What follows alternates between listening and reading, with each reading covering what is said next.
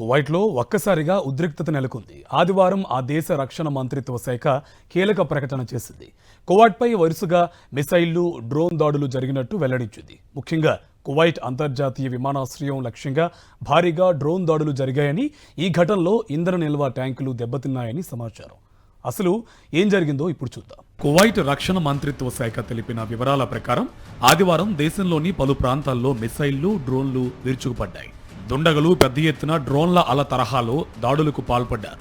ఈ దాడుల్లో ప్రధానంగా కువైట్ ఇంటర్నేషనల్ ఎయిర్పోర్ట్లోని ఇంధన నిల్వ కేంద్రాలే లక్ష్యంగా మారాయి. డ్రోన్లు ఇంధన ట్యాంకులను ఢీకొట్టడంతో అవి భారీగా దెబ్బతిన్నాయి.